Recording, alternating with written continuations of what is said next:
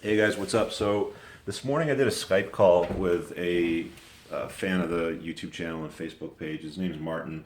Just finishing the edit here, and I decided to do a quick intro to the Skype call so it makes sense. So he reached out because he had a question about marketing and how to position his business and when it would be right to market it. It's an e-commerce business. The problems that we came across during the call, you'll see when you start watching it, was it wasn't a very clear message. There was some money that was wasted on some radio ads that didn't work out, and I struggled to understand what it was that the service was, like what the e-commerce service was. By the end of the call, I had a little more understanding, and I think Martin did as well. But I think the importance is if you're an entrepreneur and you have a business, is certainly try to reach out whenever you can and run your idea, run your strategy, run what you're doing up the flagpole, and see what people do with it. See if they salute it. I mentioned to him when we got offline, when I stopped recording, that one of the things I like to do with business ideas and strategies and marketing messages and ads that I run is that I tend to show them to somebody that's young. So my daughter's 6, and I tend to show her the message if it's relevant to her, and she should be able to understand it. So that being said, I'm going to shut up and cut to the Skype call with Martin. Have people to run your ideas off of. We often have blind spots as entrepreneurs, and there's a lot of low-hanging fruit that sits all around us on the ground that's a lot easier to monetize and turn into revenue and help grow the business. But I think you'll get the general idea from the video. If you guys want to see more of these types of videos, let me know in the comments below. Give it a thumbs up if you liked it. I appreciate you guys checking it out, and I'll certainly hop on another call with anybody if this is something that you guys enjoy. Talk to you guys later. Peace. All right. Hey, what's up, everybody? So I'm on a bit of a coaching call with Martin. I'm going to let him divulge as much as he wants in the call because we're recording the screen to share it with you guys as the audience. So he pings me every once in a while on a Facebook page, and if you guys have any questions, feel free to just like the page and shoot me a message, and I'm happy to answer it, and we can chat. But he shot me a message the other day, had a business question. So I just said, let's hop on a Skype call and, we'll chat about it. So here we are. The way that I handle these normally with people that I coach and even, my management team in my own company is I'll go through questions like, so what's working, what's not working, and what do you need help with? So I'll leave it up to you, Martin, to wrap on. Tell me what's working with the business right now. Okay, Richard. Well, hello, YouTube. This is Martin Ochoa. And like I was telling Richard, I started my company venture back in the middle of 2015. And right now, the project is 90% done. And we are to the point that we start marketing. But my company, my team, we're not too sure if we should start marketing right now or wait until the project is complete. So my question to Richard is, based on your experience, your knowledge, your expectations, and what you tried before in the past, what works and what seems to be the right way to do it? Is it right now? Is it the moment to start marketing? Or just wait until the project is complete, then go out there and start spreading the word and making some noise? Okay, so talk to me about what's working right now with the business. Like what's going well?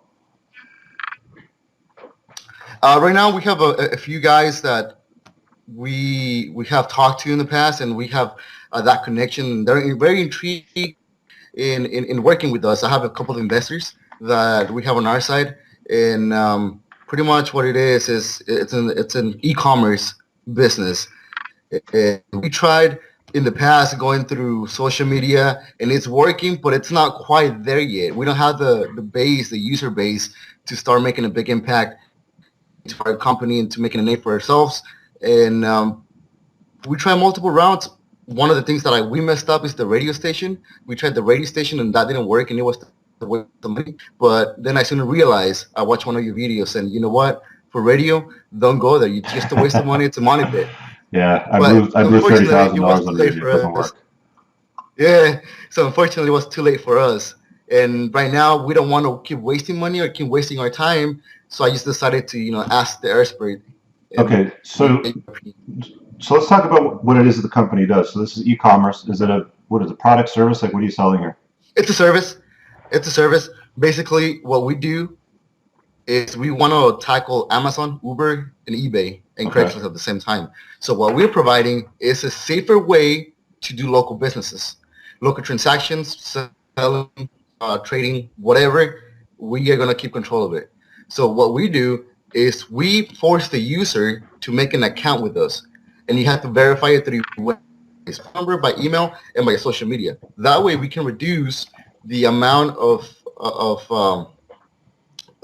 bad transactions and reduce the risk for users when they actually meet up in a public location or in a private location.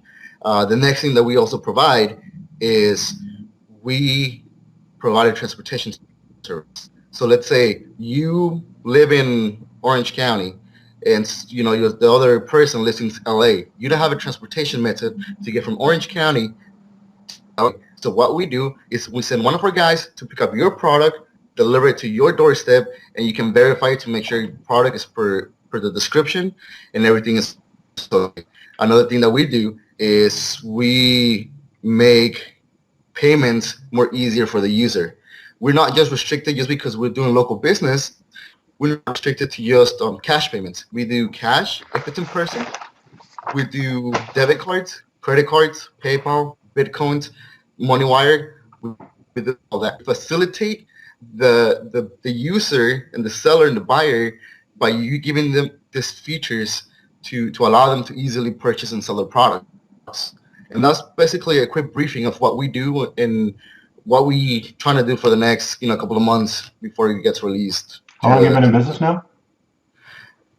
It's about a year. Okay, and how many employees do you have or partners? We have 5 right now. And how much revenue have you generated? We have done 50,000. Okay, so the first thing that I'm hearing is a lot of confusion. I don't understand what you do. So you're talking about Uber, Amazon, eBay. You're talking about a delivery service from point A to point B. You're talking about payment processing. It sounds like you're doing a lot, and I'm not sure what it is that you're really good at. Like the 50,000 that you've made so far, where did that money come from? From what service? That it came from managing public, small businesses through our application. Think of it of Craigslist. When you have a Craigslist, you go, let's say, I'm a buyer, you're the seller. I'm going to put something on the page, let's say a pencil or a cell phone. I put it up in the description saying, you know what, I'm selling a Note 5 for this price. It has no wear. It's brand new out of the box. Mm-hmm. Then you go onto our page. Then you see the product, and then you like it. You say, you know what, I like this phone, but he's asking for it for $500. I only have $450. Let me send him a quick message and tell him, you know what, I'll give you $450. So the conversation starts going back and forth, and once you agree and then you purchase the product, then at that point you can select our service of delivery or just go yourself and pick it up in person. And also, if you do it through delivery, you can actually pay with different credit cards. Okay. And that's why I'm saying we're combining all three. Let me stop you for a second. Sure. I'm gonna kind of redirect this and see if we can get to the point, because I'm still not clear on what it is that your service is. So I'm an entrepreneur. I've run a few different businesses. Some have done well, some have sucked. I spend a lot of time with entrepreneurs, and the one thing that I don't get right now is what problem does your company solve? The main problem that we're solving is we started tackling Craigslist. Mm-hmm. It's a free service that most people can use that have access to internet. Mm-hmm. The downside is it's not secure. There's no user-based profiles. You don't know who you're talking to. You know who you're dealing with. It's not controlled. And on top of that, Craigslist does not offer different multiple safety levels within their website. So what we're doing is we're making local transactions safer by implementing different features in our website and also allowing the users to use transportation services in case they don't have any means. So walk me through this. I've got a cell phone. Right. I want to sell this on Craigslist. Right. The problem with Craigslist, the problem that I've learned with classified sites, because I recently sold my own old phone, this is my new one, is you get people, one, that lowball you. Two, they want you to deliver it to them. Three, there's payment issues. And four, there's communication issues back and forth. They'll text you, they won't pick up the phone and call you. There's a lot of time wasters. So, right, that's my experience with selling stuff online. So, Craigslist is not that much different from Kijiji. Do you guys use Kijiji in the U.S. much? I'm sorry? Do you guys use Kijiji in the U.S. much? No. No. Okay, so it's very similar to Craigslist. I mean, it's just a more popular site here in Canada. But I'm still confused about what solution are you bringing to me that's going to make my life better? Right. Uh, I guess the main solutions and the value for the customer, it's one, we're going to be checking our users. Two, we're going to be verifying that they say who they are through different methods of verification. How do you verify Four, them? sorry? How do you verify the customers? So we're going to have a three-stage verification, which one is going to be your cell phone, two is going to be your email, and it's going to be a social media account. Okay, I can see a problem with that. I mean, we live in a world today where, like, one of the reasons why Amazon is so successful. Have you read the book on Jeff Bezos? Yes. Yeah. Okay. So not completely, but I seen a few notes. Yes. it's long, right? I mean, I got the audio book. It's worth listening to. But I mean, the thing that made Amazon so successful, the thing that really like launched them, ahead of their competitors, was the one-click buy. So if you can make it so easy that you just click one button and then your shit is like shipped to you, the transaction's done, PayPal takes care of it all. Like that's that really pulls people into Amazon and gets them to keep using it. It's like they'll go look for what they want, it shows up on the screen, they're like, the barrier to entry, the barrier to getting that thing shipped to them is really just dragging the mouse over, hovering it over the one-click buy, clicking it, and it's like, okay, that shit's coming. Awesome, right? Is there a way that you can whittle down these three steps or these three verification processes? For example, a lot of companies use, Facebook, to like log in. It's like if I go to a new app or a new website, I don't have to enter in all my shit again. It's like, logging with Facebook. All right, done. I'm in, right? Right. Is that something that you can make simpler for people to make the experience easier for them to access what it is that they're trying to get? Yes, actually, that's a very good point you're making, and I just discussed this last week with my team.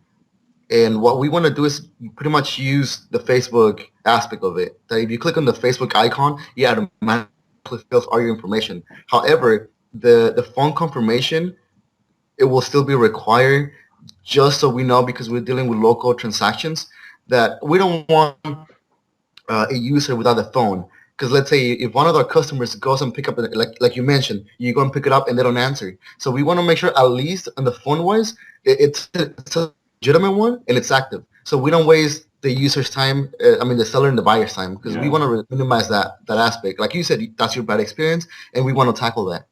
Okay. So that would be something that would be useful to me. Like if I saw that offer to me and I'm on a classified site, doesn't matter what it's called. If I'm on a classified site and I know that the buyer is serious, I know the buyer has money, and I know that there's a high probability that the transaction will go through, I'd be more than happy to use that and pay a fee for it, right? Correct. And for what we also want to do is implement a rating system, similar to what Amazon and eBay are doing. Yeah. Craigslist is missing it. Craigslist is missing it, and to me, that's a huge downfall. Okay, so like how do you get into the Craigslist interface? Like this is standalone. It's Craigslist. People go there to buy stuff. They are the gatekeeper of their audience. So how are you going to get access to their audience from their platform? Like how do you do that? The reason we're going to tackle the audience is is when you start up a company, it's very personal when you do contracts with local businesses or locals. Why? Because you have enough time to be personal with them and tackle their concerns, their questions, and see what value they're looking for in a service, and we can easily modify it because we don't have millions of users at this point, so we can make those changes. So that's going to be our selling point by telling them, you know what, don't go with Craigslist. Come with us. We're going to solve your problems, whatever you need in your day-to-day basis. We're going to implement that. Right now, we're small enough that we can actually make that change right now. Okay, so if I understand this correctly, you're not looking to piggyback onto Craigslist. You're looking to create your own classified. Right. It's going to be our own. Exactly. Got it. Now I understand. So that I'm just looking at the counter, and we've talked for 13 minutes, and now I get what you do. I know. I got to work on that. Okay, so this is my first time being online. Okay, so that's like called the elevator pitch. So one of the first things that you got to get really good at is telling your origin story. Okay, Uh-huh. like why you do what you're doing, and usually it's because look, I had this crappy experience. I knew somebody that got ripped off. My mom lost a shitload of money. Whatever it is, right? Like you always have some sort of itch that you want to scratch. So you want to be able to tell that story in probably 10 seconds or less. Okay, Okay. so whatever it is that your product or service is going to solve, like whatever problem it is, whatever pain point somebody has, you've always Okay. got, you've got vitamins and you've got aspirin, right? Aspirins always sell better because somebody already has the pain, so they have to go and buy it. Vitamins Mhm. are like, well, if you take these, then maybe you'll lose a little bit of weight and looks more sexy and all that sort of stuff, right? But what you're talking about is selling an aspirin, so it's a pain point. So you want to be very Mhm. clear that, I've used this service, and this is the big huge flaw that I've seen in it. So this is what my company is called, and this is a solution that it offers, basically. And Right. and, Right. and just get right to the point and say that as clearly as possible. Um, the way that I test messages now for myself, I got a 6-year-old daughter. Mhm. I tell her the story and see if she gets it. And if it doesn't make sense to her, I modify it to make it more simple. So if you can, Makes sense. if you can dumb it down so that the average person can get what it is that you're doing and what pain point that you solve, that's the absolute best way to start. I mean, you want to get everybody aligned if you have a team and make sure that message and that communication is clear, and you build it out from there. Right. I can see what you're doing now. I think it's a great idea. It definitely solves a problem that I've experienced personally using classified sites, e-commerce sites to buy and sell stuff. Um, yeah. So what else can I help you with? I mean, I'm going to stay on for another 5 more minutes with you, but what else are you struggling with, or what other questions you have for me that you want to answer today? The other one, it's the marketing aspect. When you started your business venture, and I know you're successful, and you try different marketing skills and practice and things like that. Yeah. I want to know, based on your experiences, if you recommend to start marketing right now at this point Yes. on our stage. Yes. Absolutely.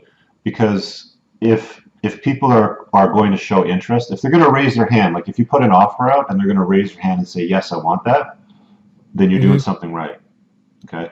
If you're going to go and spend, I don't know, another 6 to 12 months building something, and then you market it and nobody buys it, then you've wasted all your time building something that nobody wants. So you always want to let the market determine the direction of your product. So many companies, when they start up, stuff like Airbnb does not do what they did in the first year of business, right? Like so many companies, when they start up, they're not doing the same thing that they did in the first year.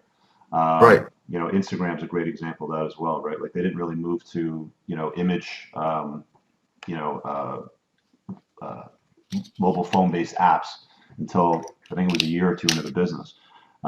So definitely make sure that whatever it is that you're offering, people are willing to give you money for, Hmm. right? And then listen to what they say. And as far as marketing strategies go, do you have an email list? No, I don't. We don't. All right. Well, if you can start building one, it's always helpful because I've always found that, like, you got to put your message in front of where people are. And where people are today, if you go to alexa.com and you look at the most popular websites, they're on Google, they're on Facebook, they're on Twitter, they're on Right. Instagram, right? Like, that's where people's Right. attention is. So if you can figure out how to get your message in front of them as they're scrolling and they're going down, like, that's what they're doing, right? All day long on their phones and on their desktop, mostly on phones now, actually. Right. Right. And then if you can put some kind of offer in front of them that solves the pain that they're experiencing, and Facebook is so powerful, man, because you can put ads in front of age groups, demographics, interest. If you have an email list, if they log in with the email, you can show your ads to somebody that's already expressed interest in your company. It'll show in front of them. It's almost like remarketing. I do a lot of that with my business. I actually just recorded a video last night on how to use Canva and how to create, beautiful ads. So I'll put that up on the channel soon. But yeah, like put your offer in front of people and see what they do with it. Because I mean, you can test an idea for $20. You can run an ad for $20. You can see what the Uh-huh. click-through rate is. And then if there's a landing page with, some sort of lead capture form that says, hey, fill this out for more information, and we'll give you the beta test or whatever it might be. If you can get it in front of people and see what they do with it, then you got something that either works or it sucks. Right. And people don't lie. They are brutally honest. Like when it comes to them exchanging their money for whatever it is that you're offering to them. If they don't like it, they're not going to sign up. They're not going to give you their money. So I always, encourage getting that done first. Don't waste your money on radio. Don't waste your money on print. You can be very specific with pay-per-click ads on Google. You can be very specific, on Yahoo and Bing. People are on Facebook, so you can interrupt them by putting ads in front of them, very easily and cheaply. Lots of videos on YouTube on how to do that. But yeah, that's what I would do to really test it, and then see what they do with it, and then adjust, modify, and keep going forward with it. Okay, that makes those are some great points that I missed, and I will take care of those. The biggest mistake that I see people do is they'll go and spend like 6 to 12 months building something. I talked to somebody yesterday that was a friend of mine that was asking me a question about a blog that she was putting together, and she put this fucking thing together for like 8 months, and then she threw it in the garbage. And I'm like, why? Why didn't you just put it up and see what people do with it? Like, if you're going to put content out every week, put it up, see what people do with it, and then adjust and respond accordingly. But I think people get really caught up in the love of the business, and it's not a child, it's not a human being, it's just a business. The whole point of a business is to solve somebody's problem and to create value. So if you're putting something up that people are attracted to and using and wanting to give you money or ask you for more, then you're on the right track, man. You're definitely on the right track. But if you go and put something out there and they do nothing with it, you're on the wrong track. And there's nothing wrong with marketing and selling something that you don't even have.